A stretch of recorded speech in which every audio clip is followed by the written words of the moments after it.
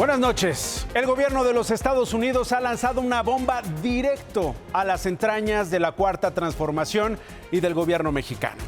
Rubén Rocha Moya fue acusado de tener vínculos con el crimen organizado. Según la acusación, el gobernador morenista de Sinaloa fue elegido en junio de 2021 gracias al apoyo de los narcotraficantes, particularmente del cártel de Sinaloa, y hubo uso de violencia. Se cometieron delitos para que Rubén Rocha Moya ganara la elección, según dice la acusación. El documento señala que para respaldar la elección de Rocha Moya, los chapitos ordenaron a su gente que robaran las papeletas con votos de los oponentes políticos y que secuestraran e intimidaran a los candidatos de oposición en Sinaloa. Rocha habría tenido, sin pudor, reuniones que estaban custodiadas por sicarios armados con ametralladoras y otras armas. A Rocha Moya y a otros 9 políticos y funcionarios cercanos a él se les acusa de 3 delitos: conspiración para importar estupefacientes, posesión de ametralladoras y artefactos explosivos y conspiración para poseer estas armas. Y por todos, por toditos, piden de menos cadena perpetua. El embajador de Estados Unidos en nuestro país, Ronald Johnson, publicó en X que combatir la corrupción y la actividad criminal transnacional es una prioridad compartida entre Estados Unidos y México. Aunque no podía comentar detalles de la imputación, dejó en claro que la corrupción que facilita el crimen organizado será investigada. Rendición de cuentas, dice el representante de Donald Trump en nuestras tierras. Y la pregunta esta noche es: ¿dejarán a Rocha al frente del gobierno de Sinaloa o ya es inminente su destitución? ¿Qué dice usted? El gobernador de Sinaloa, Rubén Rocha Moya, operaba con y para los chapitos. De eso lo acusa el Departamento de Justicia de Estados Unidos. Según la acusación radicada en un juzgado de Nueva York, en junio de 2021, siendo candidato a gobernador, días antes de la elección, Rocha Moya se reunió con Iván Archibaldo y Ovidio Guzmán, hijos y herederos del negocio de Joaquín Guzmán Loera, el Chapo. Sicarios armados resguardaban el lugar del encuentro. Los chapitos le prometieron que se asegurarían de que ganara la contienda. A cambio, el aspirante a gobernador pondría en puestos estratégicos del gobierno a personas afines al cártel. Según la acusación, los Guzmán habrían cumplido. El día de la elección enviaron a su gente a robar urnas y boletas electorales y ordenar a la gente a votar por Rocha Moya. Además, raptaron a candidatos opositores o los obligaron a dejar la contienda. Una vez en el cargo, Rocha Moya habría colocado a otros funcionarios corruptos en las agencias encargadas de la seguridad. Los funcionarios alineados a los chapitos los protegieron para realizar sus operaciones de tráfico de drogas. Les avisaban con antelación de operativos para que se escondieran y movieran sus armas y laboratorios, y hasta les ayudaron a matar a sus rivales, incluidos gente que cooperaba con el gobierno de Estados Unidos. Incluso en una fotografía de una de las listas mensuales del jefe de plaza de los chapitos en Culiacán, se muestran los nombres de algunos de los funcionarios y cuánto recibían mensualmente. Por ejemplo, Dámaso Castro Saavedra, vicefiscal de Sinaloa, a quien conocían como Culiacán Regio, recibía 200,000 pesos mensuales. Marco Antonio Almanza Avilés, excomisario general de la Policía de Investigación de ese estado, conocido como R1, recibía 300,000 pesos. Lo mismo que cobraba Alberto Jorge Contreras Núñez, el Cholo, quien lo sucedió en el cargo. En la narconómina también estaban José Antonio Dionisio Hipólito, el Tornado, exsubdirector de la Policía Estatal, quien recibía 100,000 pesos al mes, y Juan Valenzuela Millán, Juanito, exjefe de la policía en Culiacán, quien recibía 30,000 pesos. Junto con Rocha fueron acusados funcionarios estatales y mandos de seguridad identificados como Enrique Insunza Cázares, exsecretario general del gobierno de Sinaloa y actual senador por Morena, Enrique Díaz Vega, Dámaso Castro Saavedra, Marco Antonio Almanza Avilés, Alberto Jorge Contreras Núñez, José Antonio Dionisio Hipólito, Gerardo Mérida Sánchez, Juan de Dios Gámez Mendível y Juan Valenzuela Millán. La Fiscalía estadounidense plantea para Rocha y los otros 9 funcionarios una pena mínima de 40 años de prisión hasta la máxima de cadena perpetua. ¿Qué tal, Tamaño de bomba. ¿Qué dice Rocha Moya? Obviamente cantó la de Pedro Infante, dice que él no fue. Rechazó categóricamente las imputaciones formuladas por la Fiscalía Federal de Distrito Sur de Nueva York. Y algo interesante, dijo que este ataque no es únicamente a su persona, sino al movimiento de la Cuarta Transformación. ¿Qué significa eso? O sea, que si cae él, ¿cae la Cuarta Transformación? ¿O varios de la Cuarta Transformación? ¿O fundadores de la Cuarta Transformación? ¿Qué quiso decir? Su remate fue que se trata de una perversa estrategia para violentar el orden constitucional, específicamente la soberanía nacional. Y a cámara dijo esto horas después. Estamos tranquilos, trabajando por Sinaloa, no va a pasar nada. Todo debe de causarse conforme lo... ¿Ya platicó con la presidenta? Sí, ya hablo con la presidenta. No tengo más que decir que lo que ya dijimos en el Twitter. ¿Todo bien? Textual, no va a pasar nada. La Secretaría de Relaciones Exteriores dijo que ayer a las 6 de la tarde recibió las solicitudes de detención provisional con fines de extradición, las cuales serán turnadas a la Fiscalía General de la República. Pero, esto es importante, hasta ahora es el meollo del asunto. En los documentos enviados por el gobierno de Estados Unidos no se anexan pruebas de las acusaciones a las que se refieren. Desde la Fiscalía General de la República se dijo que se requiere asegurar por parte del Gobierno de México que la información contenida en la solicitud no sea ni divulgada ni se haga del dominio público como ocurrió con este caso, porque se pondría en riesgo todo el proceso. Es necesario referir que la propia solicitud de los Estados Unidos de América requiere que el Gobierno de México tome las medidas necesarias para asegurar que la información contenida en cualquier solicitud de detención provisional o de extradición que haya sido entregada o vaya a ser entregada no sea divulgada ni se haga del dominio público, como ocurrió en este caso en particular. ¿Eso pone o no en riesgo la extradición? ¿Pone o no en riesgo el proceso? Ya lo veremos. La Fiscalía dice que va a investigar si procede o no. La Fiscalía General de la República iniciará una investigación para llegarse de toda la información necesaria para conocer si existen datos de prueba que establezcan la probabilidad de que la acusación hecha por autoridades estadounidenses cuente con el fundamento legal para solicitar órdenes de aprehensión. Y otra vez, tuvo que venir Estados Unidos a lanzar esta bomba e investigar en un país donde parece que todo se respondía con la política de abrazos y apapachos en estos años de Rocha al frente de Sinaloa. Veíamos los nombres de los acusados, además del gobernador y otros funcionarios. Figura el hoy senador de Morena, Enrique Insunza, el mismo que ayer decía muy orondo esto sobre el CIA-Gate y la gobernadora panista de Chihuahua. La gobernadora bajo una nueva ilegalidad que demuestra la gravedad de los hechos que se pretendieron ocultar, que comprometen la seguridad nacional y atentan contra la soberanía del pueblo de México. Ayer le daba con todo a la gobernadora panista, hoy no sé si puso las barbas a remojar porque Estados Unidos le dio con todo a él. ¿Cómo reaccionó hoy? Se defendió en redes sociales, negó las acusaciones y dijo que son consecuencia de que ayer defendió en tribuna la ilegal actuación de agentes del gobierno norteamericano en México y que qué casualidad que hoy dan a conocer la existencia de una supuesta investigación en su contra. Pues no es supuesta, la investigación, por lo que se ve, existe. En la sesión de hoy, el senador de Morena pasó lista, ¿pero qué cree?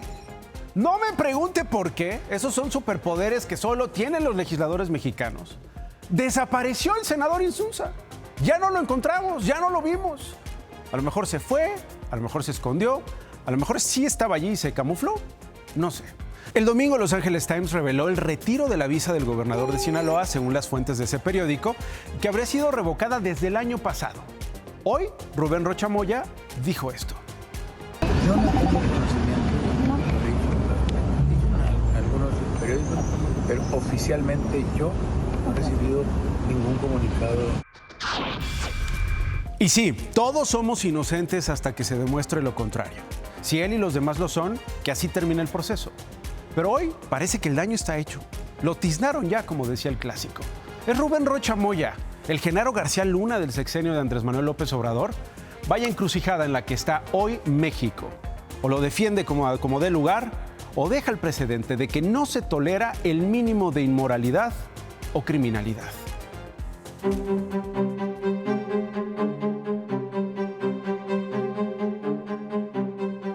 Rubén Rocha Moya nació en Badiraguato, al norte de Sinaloa, cuna de los problemas al que hoy se le vinculan.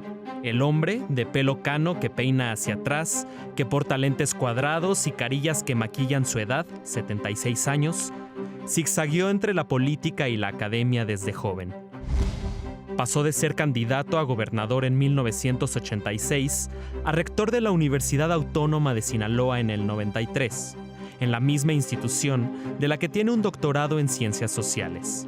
Primero era Rubén, el muchacho de izquierda, secretario de la Federación de Estudiantes Campesinos Socialistas. Después fue Rocha Moya. Blindado por Andrés Manuel López Obrador, intentó 2 veces la gubernatura de Sinaloa. Fracasó.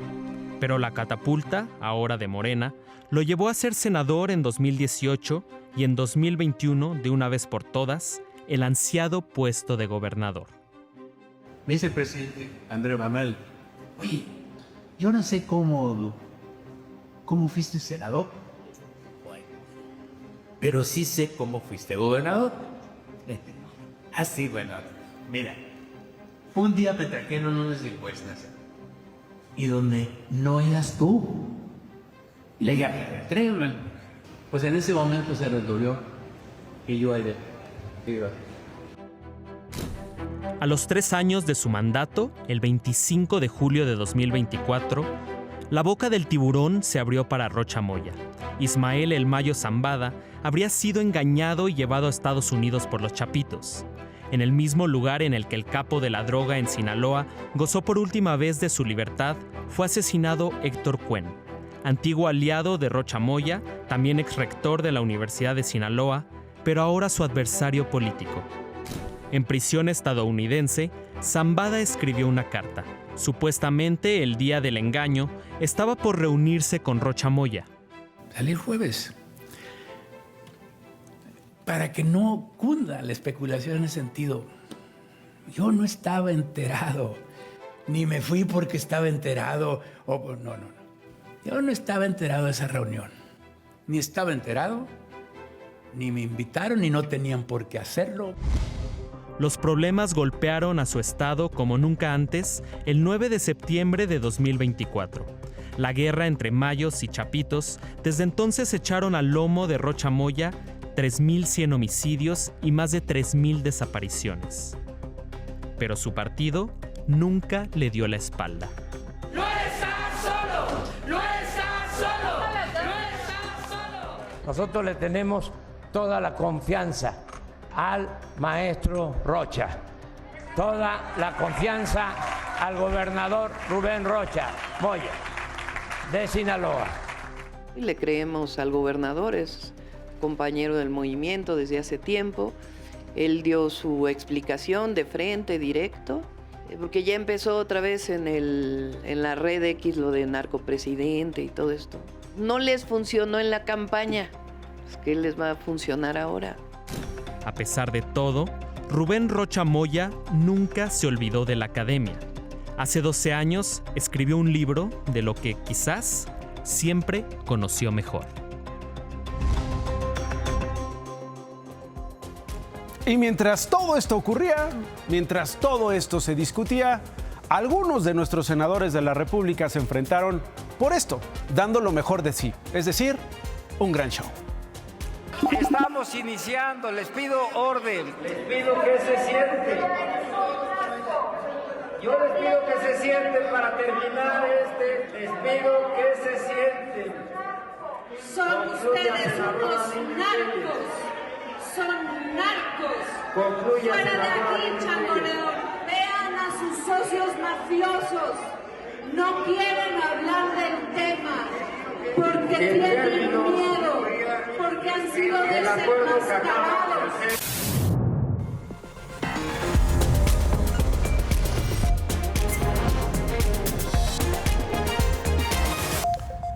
La de hoy, Azcapotzalco sigue de luto y ahí estuvimos. Las primeras alertas llegaron en la mañana. Alejandra y Omar, ambos de 47 años, no salieron a repartir medicamentos. Valentina, de 17, faltó a la preparatoria. Y Romina, de 12, nunca llegó a la escuela. Una persona muy cercana llamó por teléfono a Alejandra como todos los días. No respondió. Entonces fue a buscarla. No pude dormir, no puedo quitarme la imagen. Sí, no, atroz, atroz. Una familia como muchas que vivía en una vieja colonia de clase media. Alejandra y Omar trabajaban en la industria farmacéutica. En 2018, él fue director comercial de genéricos en una empresa de almacenamiento y distribución de medicinas. Romina cursaba sexto de primaria y Valentina estudiaba en la Prepa Tech. Fuentes cercanas a la familia nos confirmaron que desde hace 2 años era novia de Emiliano, de 20. Se conocieron en la escuela, terminaron a mediados de 2025 y hace poco, él la volvió a buscar. Regresaron a pesar de que la familia de la joven no aprobaba la relación. Nunca pensamos que fuera a hacer eso. Siempre venía con el hermano, con el que agarraron. ¿Por qué trae chaperón, no? Si es su novia. Muy reservado el chico. El Oxiso nunca vio bien esa relación. Cuando los familiares entraron a la casa, encontraron el horror. 4 cuerpos, todos en la planta baja de la casa. Tenían unas horas muertos. Los asesinos habían utilizado armas punzocortantes. Ningún vecino escuchó gritos, tampoco la casera, que vive arriba, hasta las 2 de la tarde que oyó alaridos. Eran los de los familiares que encontraron los cuerpos. La casa tiene 4 recámaras y 2 vestidores, pero en uno de los vestidores, que es hasta atrás, ahí estaba ella dormida. Valeriana, Pasiflora y quién sabe qué se toma para dormir. Ella se dio cuenta, dice que estaba viendo una serie a las 2 de la tarde y empezó a oír unos gritos horribles. Sus vecinos mencionan que era una familia normal. Vivían ahí desde hace 8 años. Dicen que, aunque no socializaban mucho, era común verlos llegar en su carro o en alguna de sus 2 camionetas. Dos camionetas, había una muy bonita, una negra, y otra pues de aquí, en su cuadra, a las afueras, uno lo encontraba. Sí era vistosa esa camioneta. Ayer cámaras del C2 y C5 ubicaron las 2 camionetas de las que hablaba este señor. Hasta el momento hay 4 detenidos. Son los hermanos Francisco Javier y María de Jesús, así como su pareja José María, que fueron capturados mientras viajaban en uno de los automóviles robados. Emiliano, quien era novio de Valentina, una de las víctimas, fue detenido en un hotel en el Estado de México. Disparó contra un policía quien lo hirió de vuelta. Les fueron aseguradas 2 armas, drogas, los autos robados y otros objetos que posiblemente robaron. Por lo menos 2 líneas de investigación hay sobre el caso: la extorsión o la venganza de uno de estos jóvenes que habría tenido una relación con una de las jóvenes víctimas. Ayer, por cierto, la Ciudad de México fue la entidad más violenta del país, con 8 homicidios ocurridos en 24 horas. Hubo 48 en total en el país. Después de la capital le siguieron Puebla y Chihuahua.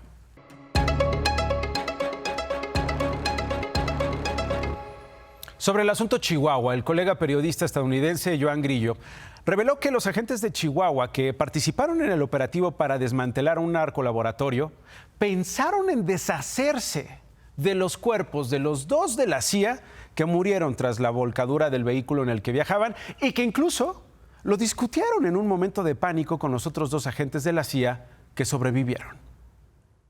En el momento hubo un pánico, estaban viendo la posibilidad de mover los cuerpos de la escena o esconder los cuerpos y cubrir la participación de agentes americanos. No tengo completamente claro qué pasó, pero al final no lo hicieron y quien puso la nota al público fue el mismo embajador de Estados Unidos, Ronald Johnson, el primero que los sacó a la luz, ¿no? Claro, porque fue el que dio las condolencias tras la muerte de estos dos agentes de la CIA en Chihuahua. Ahora, ¿qué delitos se le podrían fincar a la gobernadora del PAN en Chihuahua, Maru Campos, por la presunta participación de estos agentes de la CIA en territorio mexicano? Bueno, consultamos a expertos. Los artículos 70 y 71 de la Ley de Seguridad Nacional dicen que está prohibida la participación de operativos de campo por parte de agentes extranjeros. Estaría también violando los artículos 39 y 41 de la Constitución, que se refieren a la soberanía nacional y prohíben la intervención extranjera sin autorización del gobierno federal. Esta no sería la primera batalla jurídica que dé la gobernadora para defenderse. ¿Recuerda usted la nómina secreta que tenía el priista César Duarte cuando fue gobernador de ese estado? Sí, priista, ella es panista. El otro era priista ahí en Chihuahua. Bueno, la nómina secreta era un mecanismo de corrupción con el que se desvió casi 1,000 millones de pesos de sus impuestos a través de la tesorería estatal. Todo para sobornar mes con mes, ¿a quién cree? A legisladores y a políticos de oposición en Chihuahua. La Fiscalía General de la República relacionó a al menos 30 personas en este esquema, entre ellas precisamente a la gobernadora Maru Campos, quien habría recibido 9 millones de pesos en sobornos entre el 2014 y el 2016, según las investigaciones, cuando era diputada local y fue investigada por el delito de cohecho.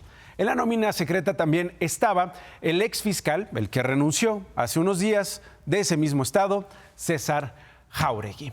Y atención, en el sureste, en los últimos días, en diversas comunidades de al menos 5 estados del país, se han registrado fallas en la red eléctrica que han provocado apagones que pueden durar horas o días.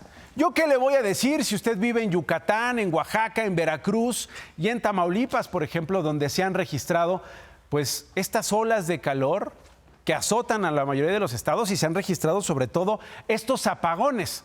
Estas olas de calor con temperaturas que pueden superar hasta los 45 grados centígrados.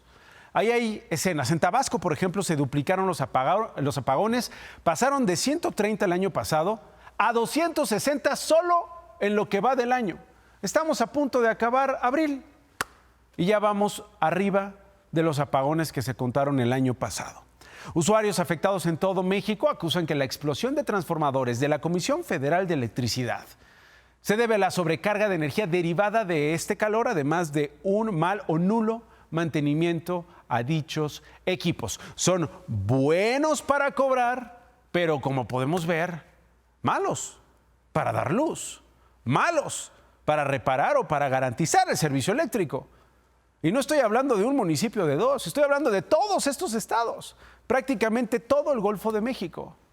¿Cuántos apagones se registran al año en el país?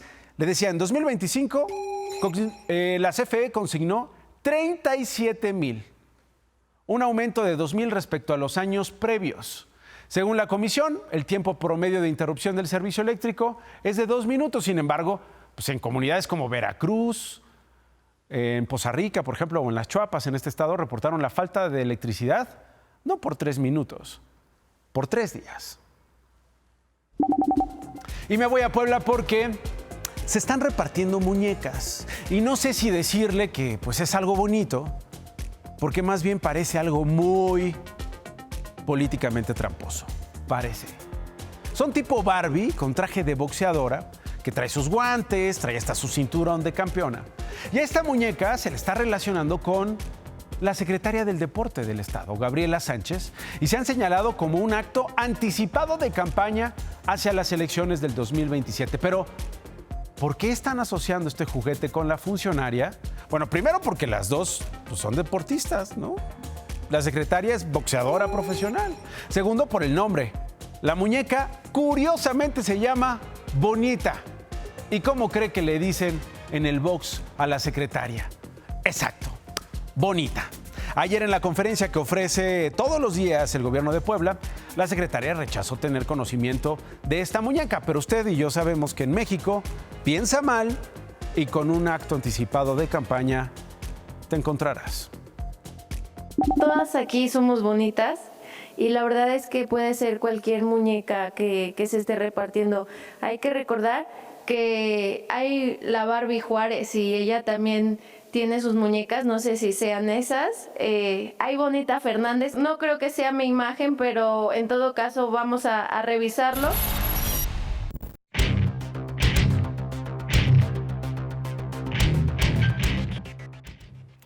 Hoy en mi programa de Imagen Radio platiqué con Luis Rosendo Gutiérrez, el subsecretario de Economía de la Secretaría de Economía. También platiqué con Alejandro Encinas, el subsecretario de Buen Gobierno, y con el director de la Canacero. Los tres coincidieron en algo. Este programa que se anunció hoy para fortalecer a la industria del acero fue llevado a cabo por la presidenta Claudia Sheinbaum.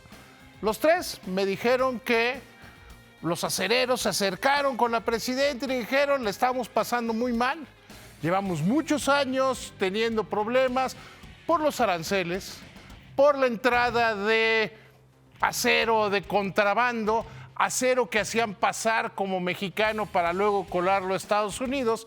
Y la presidenta dijo: a ver, ¿cómo fortalecemos a este sector? Un sector que se considera en el mundo como de seguridad nacional. Entonces decidí una cosa, que el gobierno va a comprar si está en buenas condiciones de precio, si está en buenas condiciones de calidad, si está en una buena manera de entrega, de manera voluntaria, el acero que se produzca en México. Las obras mexicanas, o sea, las obras que contrata el gobierno, tendrán acero mexicano, insisto, en un acuerdo voluntario y en un acuerdo que lo que busca es que las empresas mexicanas de acero vayan desarrollándose. Y échame la cámara. Ahora sí, para que luego no digan que el mero día o que no sé qué tantas cosas. Le adelanto, Banco de México va a disminuir otra vez la tasa de referencia y luego van a decir que se van a detener. ¿Quieres apostar, Nacho? No, David. Así quedamos y lo estaremos verificando en unos días. Muchas gracias. Jorge Armando, presidente municipal de Tlalnepantla, Morelos, recibió prisión preventiva por su probable responsabilidad en los delitos de violación, corrupción de menores y abuso sexual agravado. Fue sorprendido el pasado sábado violentando a un adolescente en el municipio de Tlayacapan. Un hombre fue acuchillado en el cuello sobre Paseo de la Reforma de la Ciudad de México. Fue trasladado al hospital en estado grave. Un presunto responsable ya fue detenido. La cantante y escritora estadounidense Patti Smith fue galardonada con el Premio Princesa de Asturias de las Artes 2026 por su trayectoria de más de 50 años plasmando la rebeldía del individuo en la sociedad. De última hora le informo que nuestras fuentes nos han confirmado que después de 2 semanas del asesinato de Carolina Flores y de la emisión de una ficha roja de Interpol, fue detenida hace unas horas Erika María en Venezuela. Se espera ya la extradición de esta que sería la asesina de Carolina. Con esto nos vamos, gracias por habernos elegido. Se quedan con ¿Qué importa? Hasta mañana.